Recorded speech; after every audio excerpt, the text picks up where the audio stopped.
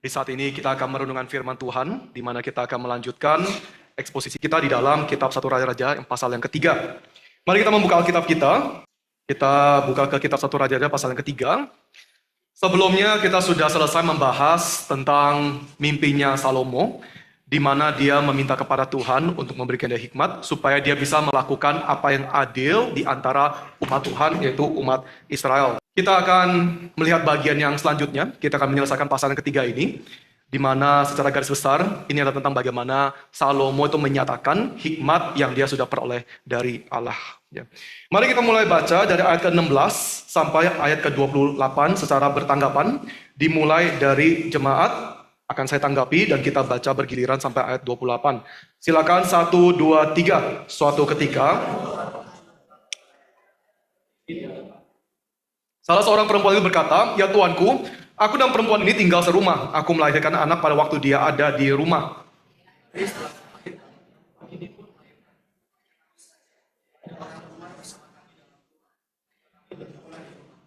Anak dari perempuan ini meninggal pada waktu malam karena tertindih olehnya.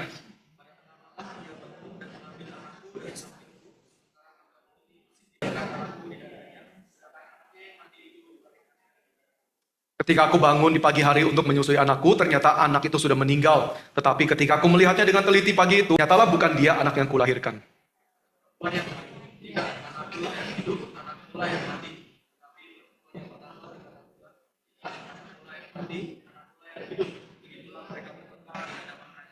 Lalu raja berkata, yang seorang mengatakan anakku lah yang hidup, anakmu lah yang mati, sedangkan yang lain mengatakan anakmu lah yang mati, anakku lah yang hidup.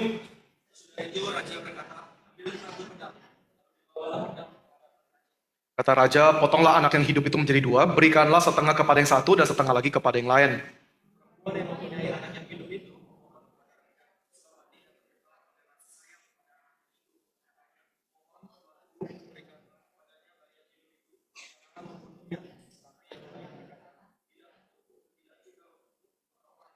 Tetapi raja menjawab, berikanlah kepadanya bayi yang hidup itu, jangan sekali-kali membunuh dia. Perempuan itulah ibunya.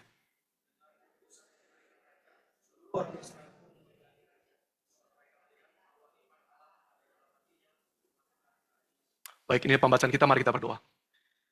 Tuhan, kami memuji Engkau atas seluruh berkat, kesetiaan, belas kasihan, dan cinta kasih yang kami bisa terus menikmati hari lepas hari sebagai anak-Mu. Karena apa yang Kristus sudah lakukan melalui inkarnasi, kematian, kebangkitan, kenaikannya, kami sungguh-sungguh ditebus, diampuni, diangkat menjadi anak-anak-Mu dari hari ini sampai selama-lamanya, yang sungguh bisa terus hidup di hadapan Engkau, terus berjalan didampingi oleh Engkau, terus menikmati kesetiaan dan kebaikan-Mu. Terpujilah nama-Mu ya Tuhan. Di saat ini, di hari yang Kau sendiri sudah kuduskan dan perintahkan untuk kami berkumpul untuk beribadah. Kami menyerahkan diri kami sepenuhnya yang sudah hadir di saat ini ke tangan-Mu. Kiranya Engkau yang bekerja di tengah-tengah kami, Engkau yang berbelas kasihan, dan sekali lagi tinggikan anak-Mu melalui firman yang akan disampaikan. Berkatilah hamba-Mu, pimpinlah hamba-Mu supaya hamba-Mu bisa terus senantiasa bersandar kepada Engkau saja. Dan kiranya Engkau yang sendiri bekerja melalui hamba-Mu yang terbatas. Dan dengan roh yang sama, pimpinlah kami semua melalui firman yang kami dengar dan renungkan. Ubahlah kami dan tambahkanlah cinta kasih dalam hati kami supaya kami makin mengasihi Engkau. Kami juga berdoa bagi anak-anak kami yang di saat ini sedang di dalam sekolah minggu, dari yang paling muda sampai yang remaja. Tuhan, kiranya Kau juga memberkati mereka dengan firman-Mu dan berkati setiap guru-guru yang sedang mengajar. Terpujilah nama-Mu ya Tuhan, terimalah doa kami. Dalam nama Yesus Kristus kami sudah berdoa. Amin. Baik, Bapak Ibu Saudara, pembacaan kita pada siang hari ini adalah satu cerita yang saya percaya kita semua sudah cukup familiar, kita semua sudah tahu, dan ceritanya cukup sederhana, yaitu ini adalah tentang bagaimana dua ibu, mereka sedang mengakui, mereka sedang klaim bahwa mereka adalah ibu kandung dari seorang anak. Ya. Jadi mereka membawa kasus mereka di hadapan Salomo untuk mencari keadilan. Dan dengan hikmat yang Salomo terima dari Allah, dia memerintahkan untuk anak ini dipotong menjadi dua, karena sekarang nggak ada saksi, nggak ada bukti, nggak ada hukum yang tersurat untuk bisa menangani kasus ini. Ya. Di dalam bijaksana dia bilang, potonglah anak ini menjadi dua, supaya setiap ibu bisa ambil setengah. Dengan mendengar hal ini, ibu yang asli mengambil keputusan untuk melepaskan anaknya, karena ya jelas saja dia nggak mau anaknya itu mati. Dan dengan tindakan ini langsung jelas dinyatakan siapakah ibu yang asli. Pembacaan kita secara garis besar bisa dibagi menjadi 3 bagian, di mana kita akan membahas setiap bagian satu persatu. Bagian yang pertama adalah ayat 16 sampai 22, ini adalah tentang kasusnya, the dispute. Ayat 23 sampai 27, ini adalah resolusinya. Dan ayat 28 itu adalah konklusinya. Kita mulai terlebih dahulu di dalam bagian yang pertama dari ayat 16 sampai 22. Nah, Bapak Ibu Saudara, dalam bagian ini saya hanya mau kita tuh lebih menyoroti, lebih fokus fakta di mana bagaimana Alkitab itu dengan jelas, dengan sengaja menyebutkan 2 orang ibu ini sebagai pelacur. Ya, disebut sebagai pelacur. Bapak Ibu Saudara, kita tuh nggak boleh menganggap enteng detail informasi yang Alkitab berikan kepada kita di dalam bagian ini. Kenapa? Karena kalau kita melakukan sedikit studi komparasi saja, ketika kita melakukan komparasi budaya atau komparasi agama kuno, kita akan dengan gampang langsung bisa sadar bahwa kisah Salomo di bagian ini sebetulnya itu juga muncul di dalam budaya-budaya ataupun agama-agama kuno yang lain. Jadi di agama kuno timur dekat kuno, ancient Near East, itu juga ada kisah yang sama di mana kisah itu melibatkan ibu dan anaknya, mereka bertengkar siapakah ibu yang asli, ya. Tapi salah satu yang paling mirip itu ditemukan di dalam agama Buddha di India. Ya. Di dalam agama Buddha ada seorang tokoh yang namanya Mahosada. Ya, Mahosada. Kalau kita ada HP nanti ya, kita boleh catat dulu. Silakan Google aja Mahosada Jataka dengan 2 ibu. Ya. Itu ada kisahnya yang dimana tokoh utamanya, hakimnya atau pemimpinnya namanya itu Mahosada. Dan di dalam kisah tersebut yang terjadi adalah 2 orang ibu, ya, mereka juga sedang bertengkar dan mau mencoba klaim, mengakui bahwa anak itu adalah anak kandung mereka. Gara-gara 2 orang ibu mengambil 1 anak, mereka nggak bisa ada keputusan, mereka mencari Mahosada untuk mencari pertolongan dan keadilan. Jadi yang dilakukan oleh Mahosada adalah dia ambil anak itu, dia tempatkan anak itu dalam sebuah lingkaran, ya digambar satu lingkaran, anaknya taruh sana, dan dia minta 2 orang ibu itu tarik tangan anaknya. Ya, dan dia katakan, siapa yang bisa menarik tangan anak itu dan keluar dari lingkarannya, dialah yang akan memiliki anaknya. Jadi dalam kisah tersebut, ibu aslinya itu nggak tega karena anaknya masih kecil, dia takut anaknya itu luka, jadi dia melepaskan. Dan dengan tindakannya tersebut langsung dinyatakan bahwa ibu yang melepaskan adalah ibu kandungnya. Jadi kita bisa lihat ya, bagaimana kisah di dalam 2 budaya ini sangat mirip. Sekali lagi, ini bukan hanya di India, di dalam budaya-budaya timur dekat kuno itu juga ada kisah-kisah yang mirip. Saya percaya kisah ini juga pada akhirnya itu diadopsi sama orang-orang Tionghoa. Saya nggak tahu ya Bapak Ibu Saudara yang mungkin di tahun 90-an ya, pernah nggak nonton seri tentang Justice Pau Cheng, tahu nggak sih Justice Pau? Ya, di TV kayaknya itu ada, itu orang yang di sini ada sabitnya gitu, ya, yang ada bulan crescent di sini. Ya. Dia kan orang yang adil. Nah di dalam kisahnya Justice Pau Cheng, itu persis ada kisah yang sama gitu. Ya. Ada juga 2 orang ibu bertengkar, mencari, coba tarik, akhirnya ibu yang asli melepaskan. Ya. Jadi poin yang saya mau tekankan adalah di antara kisah-kisah yang mirip, ya, di antara budaya yang berbeda. Keunikan kisahnya Salomo yang dicatat dalam Alkitab adalah kisah Salomo ini disebut bagaimana perempuannya adalah pelacur. Ini nggak ada di dalam kisah-kisah yang lain. Misalnya kasih contoh di dalam kisahnya Justice Pau. 2 orang ibu itu, kenapa mereka mau merebut seorang anak? Ya, karena anak itu adalah pewaris harta yang sangat besar gitu. Jadi mereka mau, ya lah tipikal orang Chinese lah ya, mau cuan, yang paling penting cuan gitu. Cuan, jadi tarik. Kan mereka maunya warisannya. Ya. Tapi dalam Alkitab, ditulis dengan jelas, mereka itu pelacur. Dan kenapa ini penting? Karena pelacur adalah kaum orang yang paling rendah, paling diremehkan di dalam masyarakat.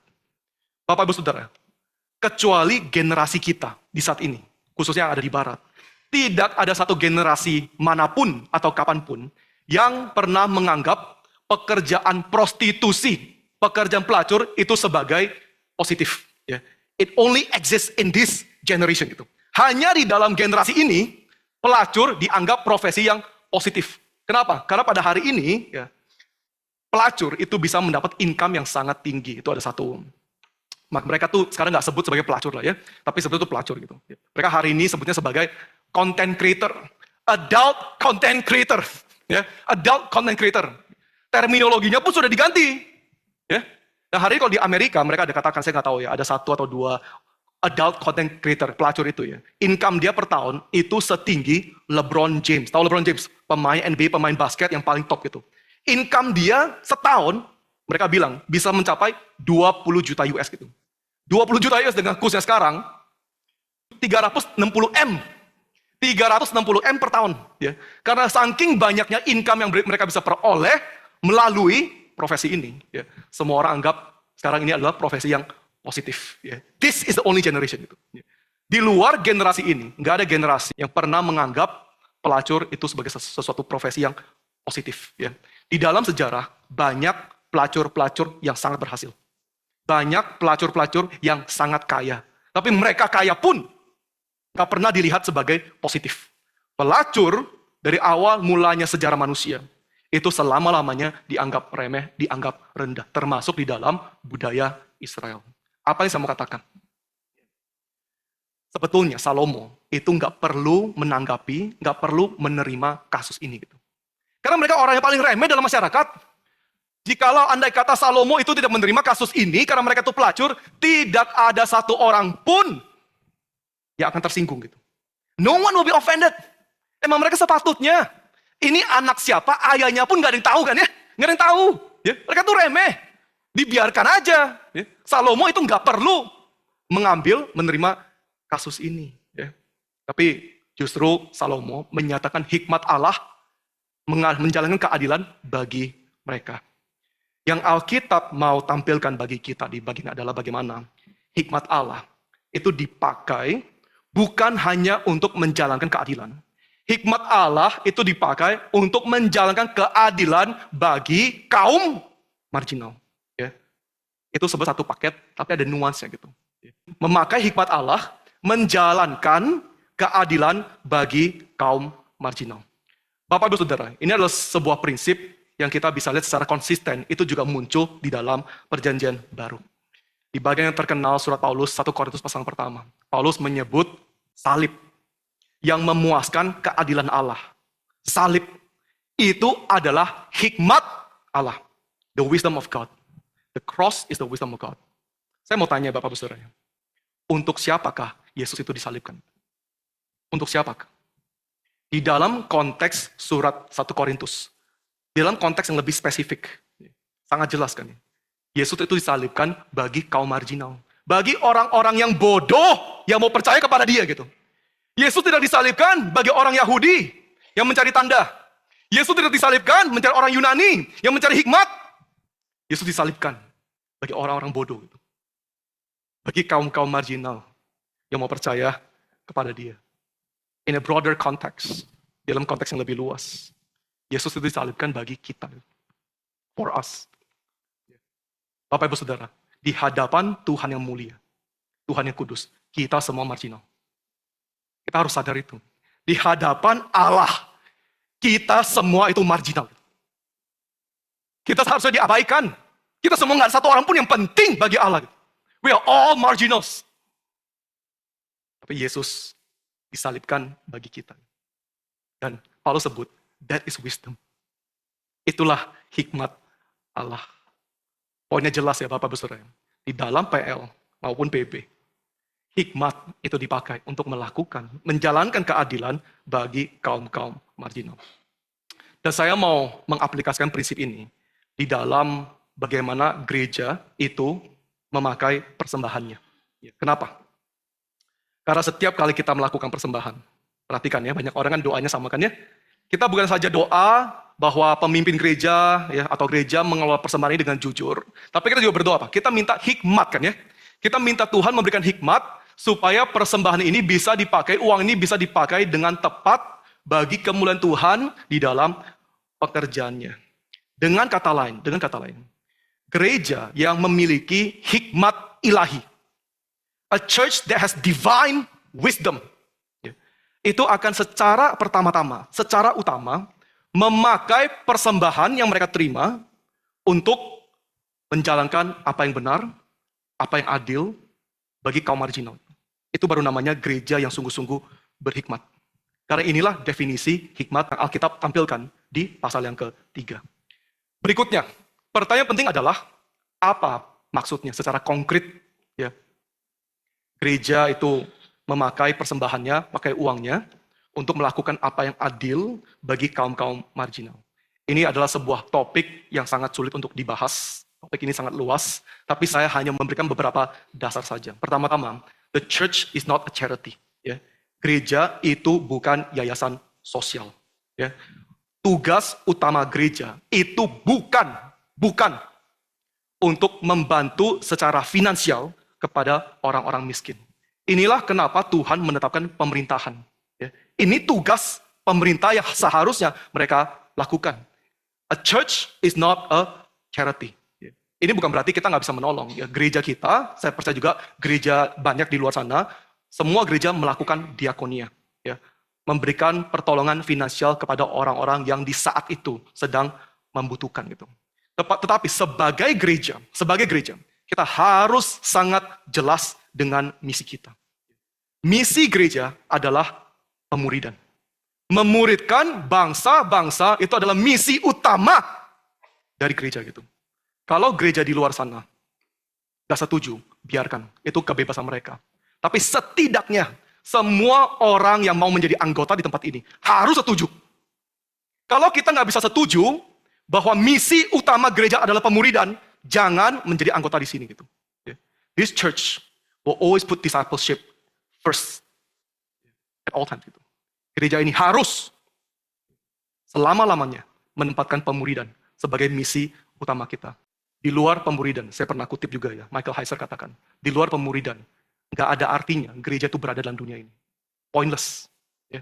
Apa sih yang sebetulnya di luar pemuridan ya? Apa sih sebetulnya yang gereja lakukan nggak bisa dilakukan oleh institusi-institusi yang lain gitu? Ya, menolong orang miskin ada yayasan sosial, ya, ada baksos, persekutuan, itu ada kelompok-kelompok hobi, ada kelompok sports, ya. Itu kalau mau persekutuan, mau saling mengasihi, ada keluarga, ya. Di luar pemuridan, apa sih sebetulnya yang gereja lakukan, ya, yang nggak bisa dilakukan oleh institusi atau kelompok-kelompok non gereja gitu. Nggak ada gitu. Semua sudah dilakukan. Dulu gereja dalam abad pertengahan sampai abad ke-14 ya. Gereja itu pusat seluruh masyarakat gitu. Mau sakit lah, mau stres lah, mau bosen lah, mau nongkrong, ya. Semua ke gereja gitu. Semua gereja. Makanya gereja itu di tengah kota, ya. Covers everything. Tapi pelan-pelan, masyarakat bertumbuh, manusia maju ya. Kita lihat bagaimana semua pekerja gereja. Satu persatu tuh copot, lepas. Ya lepas. Sekarang sakit, kita nggak ke gereja dulu kan ya. Orang dulu kalau sakit, kemana? Ke gereja dulu. Mau belajar kemana? Ke gereja dulu. Ya. Ke sekolah, ya ke gereja dulu. Semua gereja gitu. Tapi satu persatu semua lepas gitu. Ada sekolah, ya, ada universitas, ada rumah sakit, ada dokter, ada psikolog. Mau counseling pun sekarang udah nggak perlu ke gereja kan ya. Kenapa orang masih tetap counseling ke gereja? Karena gratis. Kalau ke psikolog bayar. Sama saya tinggal bikin appointment. Ya saya langsung iya, saya ketemu gitu. No need to pay. Ya. Poin yang saya mau katakan adalah di luar pemuridan. The church is meaningless. Ini harus selama-lamanya menjadi misi atau prioritas kita sebagai gereja. Artinya apa terkait dengan persembahan? Ini artinya uang yang kita kelola, uang yang kita pakai, yang kita terima dari persembahan, itu harus secara pertama-tama dipakai untuk membantu kaum-kaum marginal untuk memperoleh pemuridan yang seharusnya mereka terima, tapi mereka nggak terima gitu. Ya. Itu baru namanya hikmat. Persembahan, fungsi persembahan, pemakaian utama kita harusnya ada pikirkan bagaimana kaum-kaum marginal ya, bisa dimuridkan, di mana mereka tidak memperoleh pemuridan. Itu adalah tujuan utama kita memakai persembahan. Bapak Ibu Saudara ya, kalau kita mengakui bahwa anugerah itu cuma-cuma, sola gratia, keselamatan itu gratis. Tapi ada orang-orang Kristen, ada orang-orang kelompok tertentu yang tidak bisa dimuridkan hanya karena mereka tidak ada uang. Itu nggak adil. Nangkep nggak? Kalau kita semua, kita sola gratia kan ya? It's all by the grace of God, it's all free. Tapi sekarang ada orang nggak bisa dimuridkan, gara-gara mereka miskin. Gara-gara mereka dimarginalkan. Gara-gara mereka dihalang oleh masalah finansial. Hanya karena masalah finansial, nggak bisa dimuridkan. Itu nggak adil. It's not fair. Dan kalau kita sungguh-sungguh memiliki hikmat Allah, Ini artinya kita sebagai gereja harus rela pertama-tama memakai uang persembahan kita untuk menolong kaum-kaum marginal, memperoleh pemuridan yang sepatutnya mereka itu terima. Dan secara konkret, ini bisa datang di dalam bentuk-bentuk yang berbeda.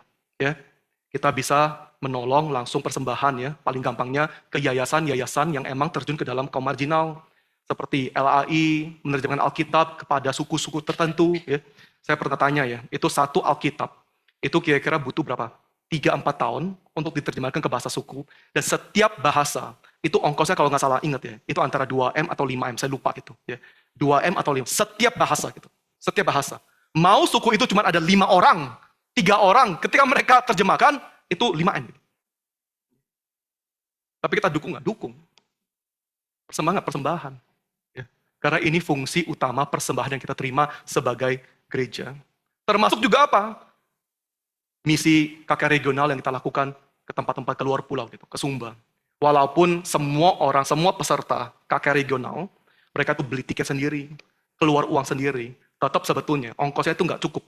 Nggak cukup untuk kita melakukan pekerjaan KK regional. Gereja setiap kali KK regional itu harus nombok gitu. Kita harus bakar uang. Dan saya nggak buka janji iman lagi. Oh ini kita ada ongkos KK regional nih, gereja harus nombok lagi. Yang terbeban silakan kasih persembahan, saya nggak buka lagi. Kenapa? Karena emang persembahan kita harus dipakai untuk hal demikian. Mereka nggak ada akses gitu. Mereka nggak ada akses. Jadi apa yang kita lakukan? Ya kita ke sana. Kita ke sana. We have to be willing to fork out this money. Bagi acara-acara kegiatan juga, ya acara-acara pemuridan, BCN, NRTC kita tadi doakan. Ya. Kita harus rela mendukung gitu, memberikan subsidi. Jangan cari-cari lagi, nggak perlu buka janji iman lagi. Ngapain setiap kali buka janji iman? Ya, untuk menolong hal-hal kayak gini gitu. Nah, kalau kita setiap kali buka janji iman, persembahan yang kita terima itu untuk apa gitu? What are you chasing for? Ya, apa yang kita kejar gitu? Persembahan kita untuk pemuridan gitu. Kalau ada orang terhalang hanya karena masalah finansial dan nggak bisa memperoleh kesempatan pemuridan, mendengar firman, apa yang kita lakukan? Ya kita bantu. Kita harus rela subsidi. Bapak Ibu Saudara, ketika saya mengangkat ilustrasi ini, saya mengangkat contoh, saya mau mengaplikasikan prinsip ini dalam konteks persembahan.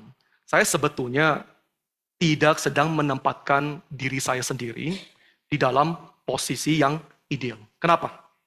Karena akhir bulan ini, ya, kita akan mengadakan HUT MBH Harapan Indah.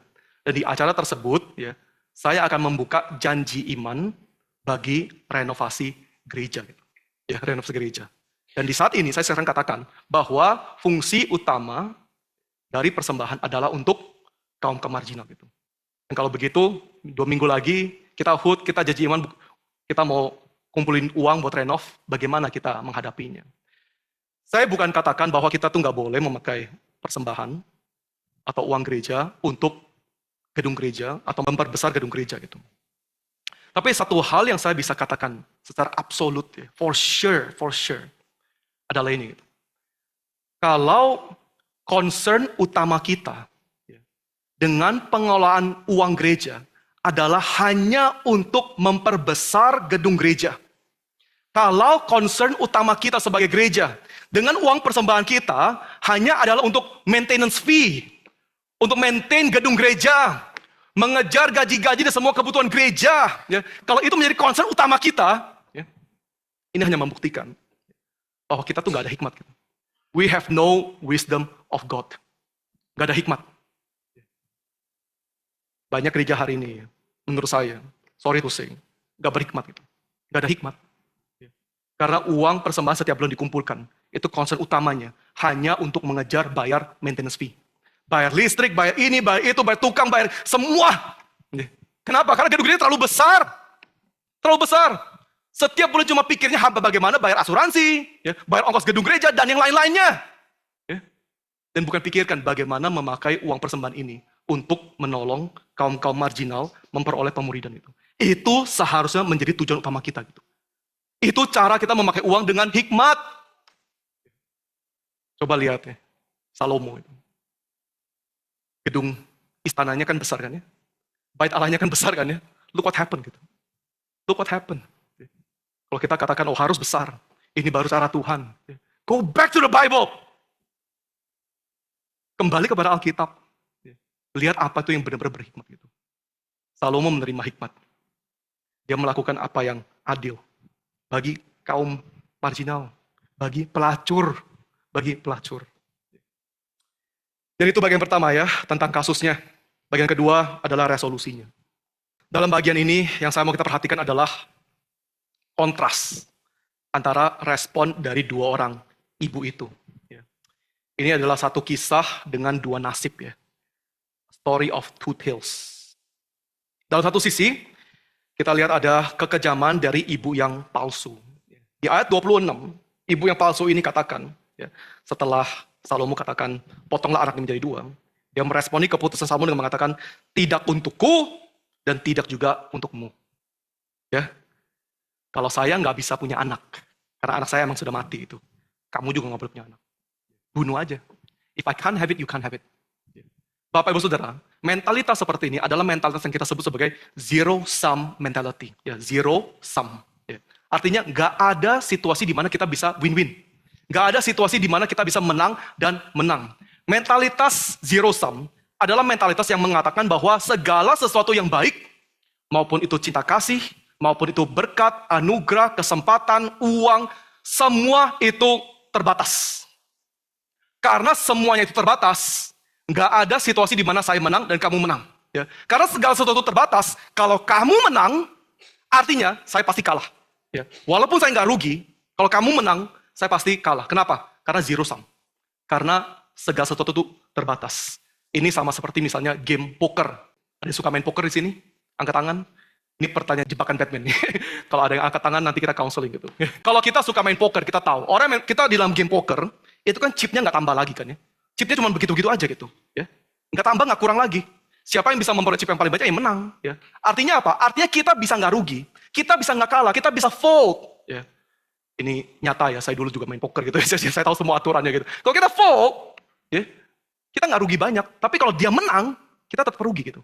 If the other person win, we lose. Bapak Saudara, game monopoli itu juga zero sum game.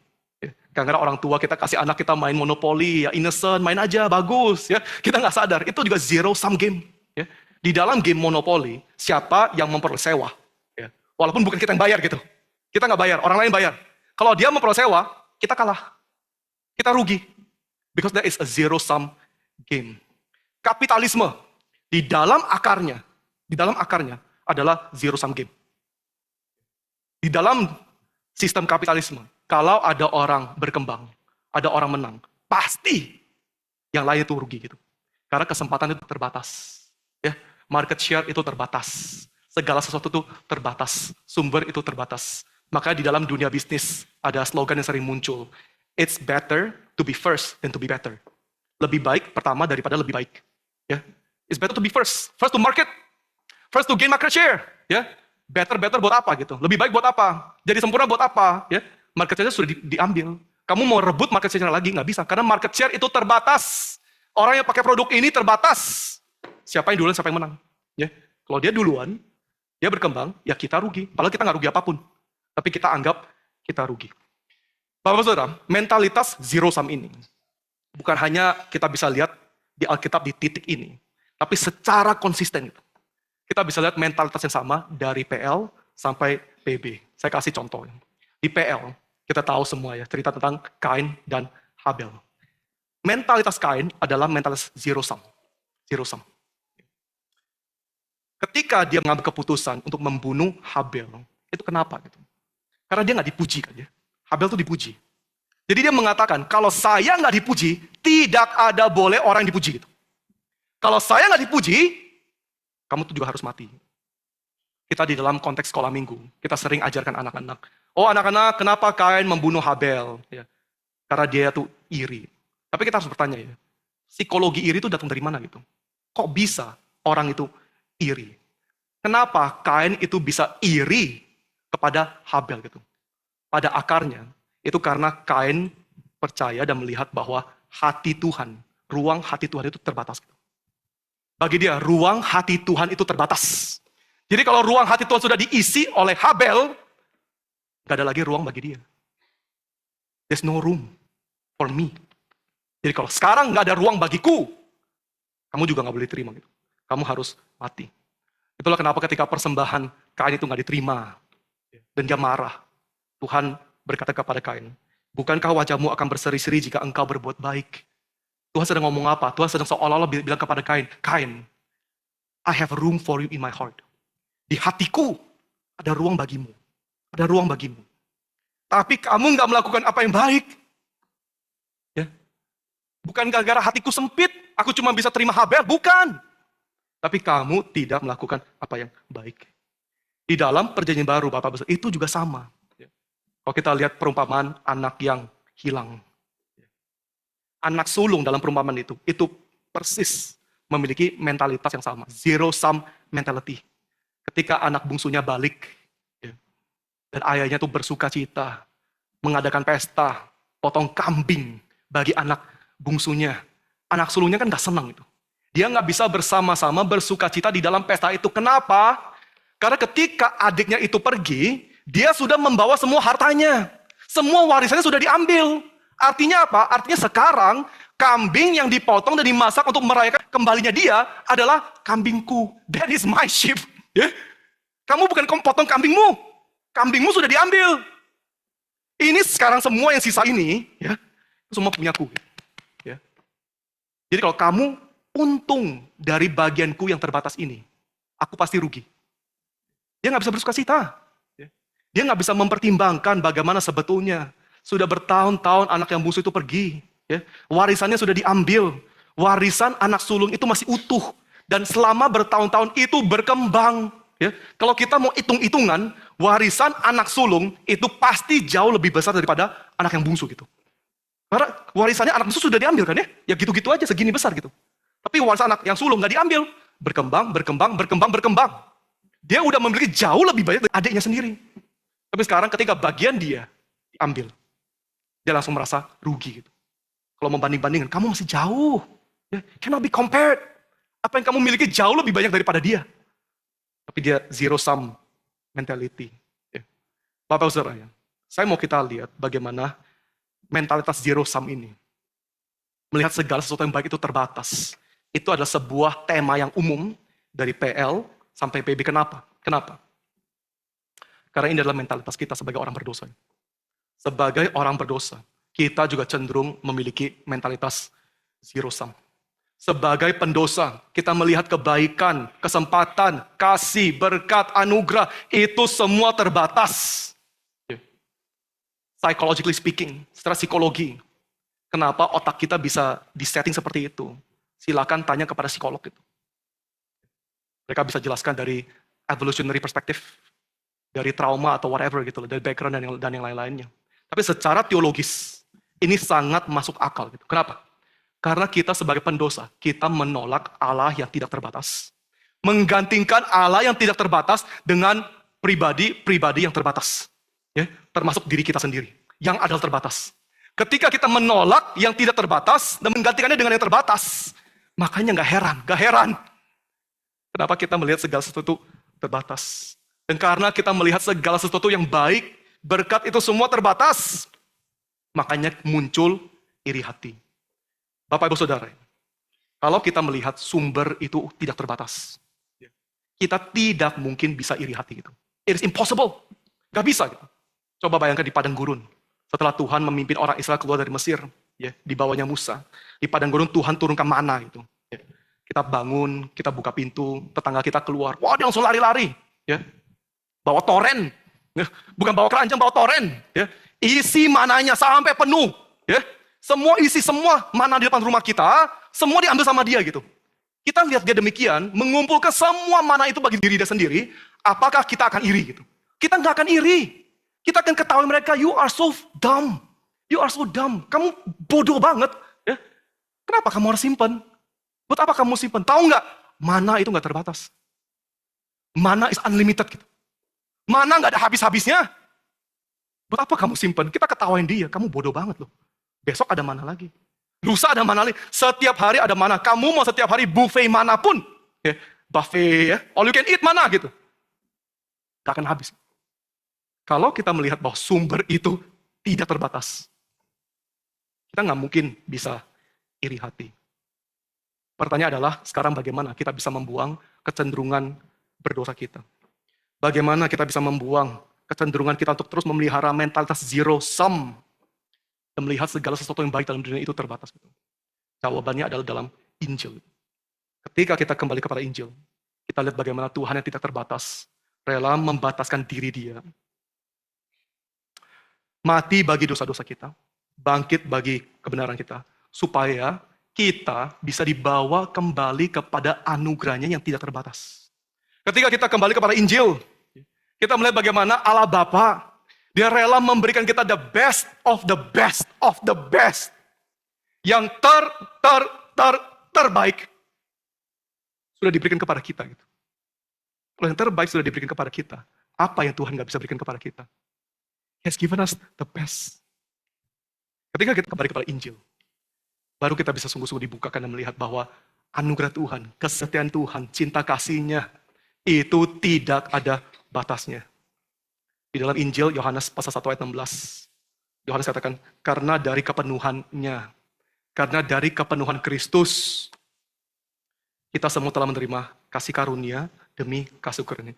Grace upon grace, upon grace, upon grace, eternally. Gak ada habis-habisnya. Grace upon grace, upon grace. Ketika kita kembali kepada Injil, barulah kita bisa sungguh-sungguh mengaminkan kalimat Bapa kepada anak sulungnya di dalam perumpamaan itu. Bapaknya katakan kepada anaknya, anakku, my son, engkau selalu bersama-sama dengan aku. Segala kepunyaanku adalah kepunyaanmu. Whatever belongs to me, belongs to you. Ketika kita kembali kepada Injil, baru kita bisa katakan amin dan amin. Segala sesuatu yang dimiliki oleh Allah yang tidak terbatas, itu menjadi milik kita. Hanya di dalam Kristus, kita bisa sepenuhnya membuang sifat keberdosaan ini. Membuang mentalitas zero sum. Hanya di dalam Kristus, kita bisa tidak perlu hidup seperti ibu yang kejam ini. The cruel fake mother. Di sisi yang lain, kita lihat pengorbanan dari ibu yang asli. Bapak Saudara, kita harus mengerti bagaimana ketika ibu yang asli ini melepaskan anaknya, dia bukan hanya kehilangan anaknya gitu. Ketika ibu ini melepaskan anaknya, dia sedang melepaskan segala sesuatu yang dia miliki di dalam kehidupannya. Kenapa? Karena ketika ibu ini melepaskan anaknya, artinya sekarang dia bisa dihakimi sebagai saksi dusta. Gitu. Ya. Kamu bersaksi dusta kan ya? Kamu bilang itu anakmu. Dan kamu katakan ini di hadapan raja lagi. Berani-beraninya. Gitu. Ketika ibu ini melepaskan anaknya, sekarang pasti dia langsung akan dicap sebagai perempuan yang jahat karena mau merebut anak orang lain. Ketika ibu ini sekarang melepaskan anaknya, ini artinya sekarang dia mengakui dirinya sebagai ibu dari seorang anak yang mati. Bapak Ibu Saudara, dalam dunia kuno, kalau anak kita itu mati, berarti kamu tuh dikutuk. You are cursed. Ya.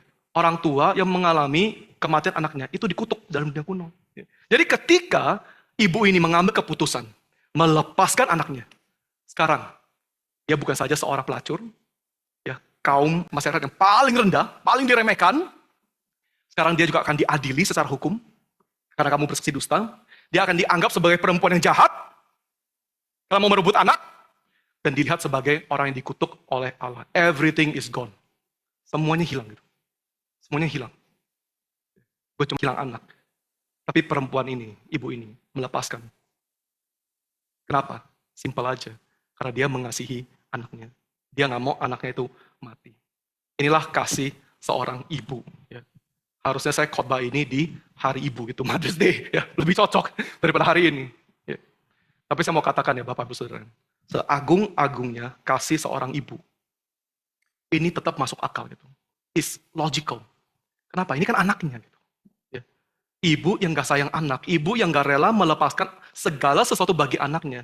Ada konsletnya. Ada konsletnya. Seorang ibu secara natural pasti rela melepaskan segala-galanya bagi anaknya, mengasihi anaknya. Ya. So it's logical. It makes sense. Yang gak masuk akal itu apa? Yang gak masuk akal, kalau dia mengizinkan Salomo potong anaknya, anaknya itu mati, dan setelah anaknya itu mati, dia datang kepada Salomo, dan dia katakan, Salomo, Raja, saya yang penipu. Saya yang jahat. Ya, sekarang anak ini sudah mati, saya mau mengaku dosa. Saya yang jahat, dialah ibu kandungnya. Berkatilah ibu itu, dan hukumlah saya gitu. Kalau ini yang dilakukan oleh ibu kandung yang aslinya, kita langsung akan katakan bahwa orang ini, orang gila. Dia sudah gila, it doesn't make any sense. Why would you do that? Udah kehilangan anaknya, sekarang dia mau musuhnya, orang yang jahat itu, justru diberkati gitu. Dia ngaku bahwa dirinya adalah orang yang berdosa, penipu. Ini kan sinting. It doesn't make any sense gitu. Tapi sadar nggak, Bapak Ibu, sadar nggak? Inilah persis apa yang Tuhan lakukan bagi kita. This is exactly what God did for us. Ya, inilah yang Tuhan lakukan bagi kita. Hal yang sama sekali tidak masuk akal ini. Tuhan mengutus anak yang sendiri. Masuk ke dalam dunia. Mengambil dosa-dosa kita. Tumpahkan kepada anaknya. Meremukkan anaknya. Berpisah dengan anaknya. Ya, untuk apa gitu? Kristus rela mengorbankan dirinya di atas kayu salib. Menggantikan kita. Walaupun kita yang memakukan dia. Itu kalimat Paulus ya. Kita yang memakukan Kristus di atas kayu salib itu. Sekarang Kristus rela dipakukan bagi kita yang memakukan dia. Ya, mengorbankan dirinya untuk apa gitu? Tuhan mengorbankan segala-galanya gitu. Everything. Everything. Untuk apa gitu? Supaya di dalam Kristus Bapa bisa menyebut kita sebagai, hey, anakku. Hanya supaya bisa menyebut kita yang memakukan Kristus. Who crucified Jesus on the cross. My child, you are my child. Yeah. Aku akan mengasihimu sama seperti aku mengasihi Kristus. Kamu yang membunuh Kristus. Kamu yang melakukan di atas salib. Tapi di dalam kamar kebangkitannya, sekarang aku sebut kamu, my child. You are my child. Dia mengorbankan segala-galanya. Supaya dia bisa mengasihi kita sama seperti dia mengasihi Kristus. Bapak Ibu Saudara, hanya ketika kita sungguh-sungguh mengerti cinta kasih dan pengorbanan Allah, barulah kita akan rela menjadi bodoh bagi Kristus. Karena yang dilakukan oleh Allah bagi kita itu juga kebodohan, tanda kutip. It's foolishness, it doesn't make any sense. Untuk apa kamu menyebut pembunuh-pembunuh anakmu sebagai anak juga? Doesn't make any sense. Tapi itulah yang Allah lakukan. Allah rela bodoh. Bodoh bagi kita. Itulah kenapa kita juga rela sekarang bodoh bagi Injil. Bapak Ibu Saudara, berkorban bagi Injil itu sungguh-sungguh bodoh. For me, logically speaking, it doesn't make any sense. Berkorban bagi Injil membutuhkan kita untuk mengampuni musuh-musuh kita. Hak apa musuh kita diampuni oleh kita gitu? What right do they have? Hak apa musuh kita yang dia miliki untuk kita ampuni dia gitu? Doesn't make any sense. Berkorban bagi Injil membutuhkan kita untuk dianiaya bagi Injil. Membutuhkan kita untuk melepaskan ego kita, hak kita, kenyamanan kita. Berkorban bagi Injil membutuhkan kita untuk ditampar di sisi kanan, memberikan sisi kiri. What kind of logic is that? Logika apa gitu? Dan buat apa kita lakukan hal ini? Bagi dunia yang juga nggak tentu akan apresiasi. Jangan kita pikir kita berkorban bagi Injil. Berkorban bagi kebenaran. Orang tepuk tangan. Bravo. Nggak tentu. Siapa yang apresiasi gitu? Maybe no one. Maybe no one. Itu kenapa bagi dunia, salib itu kebodohan. Foolish. Yang kita harus lakukan dalam kehidupan ini adalah hancurkan musuh kita. Bukan mengampuni musuh kita. Let them be gone. Mempertahankan ego kita, berjuang bagi hak kita, ya. Bukan diizinkan diri kita untuk ditampar, tapi kita tampar orang lain untuk mereka bertobat. Karena mereka yang salah kok, ya. Tampar mereka. Ngapain kamu ditampar gitu? Slap others, so that they may repent. Bagi dunia, jalur salib, jalur Golgota hanya akan memimpin kita masuk ke dalam penyaliban dan kematian. Kalau mau berhasil, kalau mau berkembang, buanglah jalur salib, masuklah ke dalam jalur dunia. Jadilah kejam. Jadilah tegas. Pikirkan untuk diri kamu sendiri. Jangan pikirkan orang lain. Jadi egois. Perjuangkan hak kamu. Perjuangan kebebasan kamu. Berjuang bagi dirimu. Karena tidak ada orang yang akan menolong kamu. Ya. Kalau kamu mau flourish, kamu mau berkembang, masuklah jalur dunia. This is the way. Tapi Bapak Ibu jangan lupa, dalam kisah ini, yang akhirnya memperoleh anaknya adalah ibu yang mau berkorban. Ibu yang mau berkorban, yang akhirnya menerima anak. Dialah yang memperoleh kehidupan. Di dalam perjanjian baru, Kristuslah yang memperoleh kerajaan Allah. Bukan pemimpin-pemimpin agama. Bukan petinggi-petinggi Farisi. Kristus yang menerima kerajaan Allah. Bapak Saudara, jalur Golgota itu benar-benar ada jalur yang bodoh. Itu. Every cell in our being, setiap sel di dalam diri kita, ya, mengatakan kepada diri kita sendiri, jangan masuk ke dalam jalur ini. Ini bodoh. Every cell in our, every fiber in our being says no. Jangan. Buat apa kamu masuk ke dalam jalur ini? Tapi justru Alkitab katakan, inilah jalur yang menuju kepada kehidupan. Jalur dunia kelihatan terang. Meyakinkan, tapi itu justru mematikan. Membawa kita kepada maut. Saya akan mengakhirinya dengan ayat dari Injil Matius pasal 16 ayat 25. Yesus katakan, karena barang siapa mau menyelamatkan nyawanya, ia akan kehilangan nyawanya. Barang siapa kehilangan nyawanya karena aku, ia akan memperolehnya. Makin ketat kita genggam, kita kejar nyawa kita sendiri, makin kita akan mati. Makin rela kita lepaskan nyawa kita bagi Kristus, kita akan memperoleh kehidupan yang sejati. Dan kiranya Tuhan memberkati kita semua, supaya kita sungguh-sungguh rela hidup berkorban bagi Injil. Dan dengan demikian, memperoleh kehidupan. Memperoleh karunia demi karunia. Grace upon grace upon grace. Tuhan memberkati kita semua. Mari kita berdoa. Bapa, kami bersyukur atas cinta kasih-Mu kepada kami. Kami memuji Engkau atas kepanjang sabaran-Mu terhadap kami, orang-orang berdosa ini. Kami berterima kasih karena dalam Kristus, hati kami yang seperti batu sudah dirubah menjadi hati yang sejati, supaya dari dalam hati kami sungguh-sungguh bisa mengatakan, kami mengasihi Engkau.